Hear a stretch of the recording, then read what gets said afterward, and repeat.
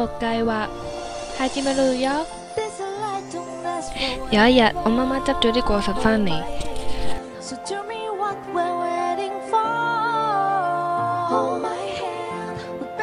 細細粒好得意㗎，因為佢係天然嘅，所以有啲生得好奇怪。咁將啲果實呢拆好收好之後呢，咁樹枝都唔可以嘥㗎喎，就用個大鉗將佢拆落嚟啦。但係其實呢個呢，好難用，好攰㗎，因為佢好重。咁既然都開咗機啦，咁就不如 share 一下我屋企嘅乾花乾果啦。好多都用透明袋包住啦，咁呢啲袋呢，都係我平時買嘢嗰陣時收集返嚟嘅，循環再用。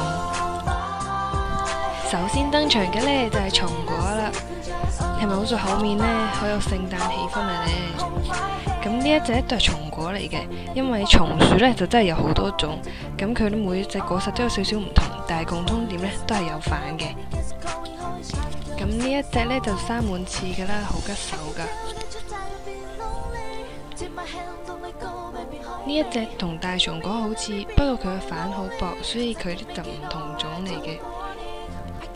咁要注意啦，如果要執乾果嘅話呢，咁就首先要用紙巾包起啦，返屋企呢要掃翻乾淨佢先好，放喺窗度風乾喎。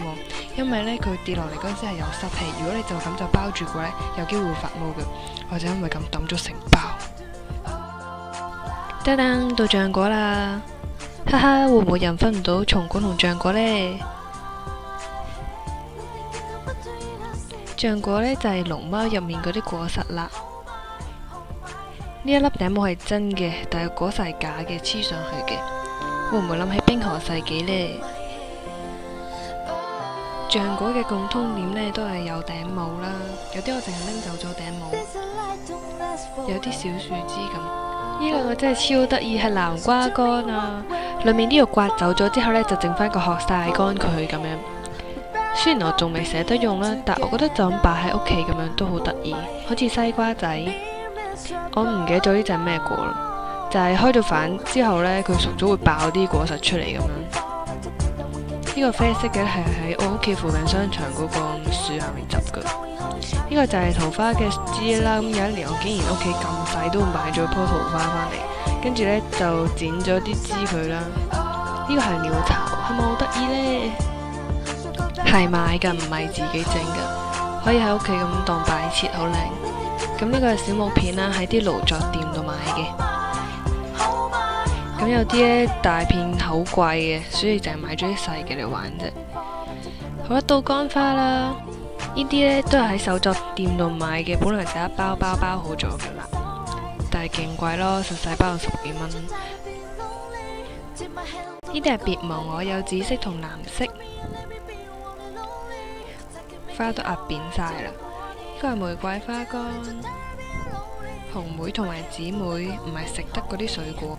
呢啲係染咗色嘅菊花仔。滿天星，大隊嘅滿天星，佢哋真係超級唔似樣。情人草、水晶草、曬乾咗嘅青苔。呢啲花仔呢都喺美甲店度買噶，人哋攞嚟美甲，我就攞嚟做手作。耶！終於到我梳手作嘅時間啦！呢個係一個飾物盒仔，主角係道門同埋隻鹿，貼滿晒花花架個屋頂，扮緊森林啊！呢頂係草帽嚟嘅，可以做頭飾。呢個花環係攞嚟做頸鏈嘅。呢隻係森林裏的鹿，扮緊森林裏面啲花花草草嚟做鹿嘅掩護。呢隻係橡果戒指，係用啱啱啲橡果嘅細粒版。好中意呢啲花籃啊，好似紫色插花咁。咁將啲小動物加落去呢，就更加可愛啦。可以攞嚟做頸鏈或者掛飾。呢啲胸針可以攞嚟做好多嘢噶。咁呢個就桃花嘅樹枝啦，勾咗幾朵桃花上去，加啲葉，就扮一個盛開嘅蓮花啦。呢啲呢，仲用咗啱啱橡果嗰啲果殼做嘅，咁啲果實就羊毛氈嚟嘅。咁呢隻就半成品啦，攞嚟貼喺音樂盒上面做裝飾，或者做頭飾、胸針等等都 OK 嘅。咁然後呢個就係森林場景嘅便條夾啦，羊喺花林裏面同埋小鹿。我仲做咗好多小禮帽啦，因為下面加咗夾嘅，咁就可以做頭飾。小朋友同大人都可以用㗎。咦，你好似仲未讚我 Facebook 喎？點解粒掣仲係紅色㗎？你仲未訂閱喎？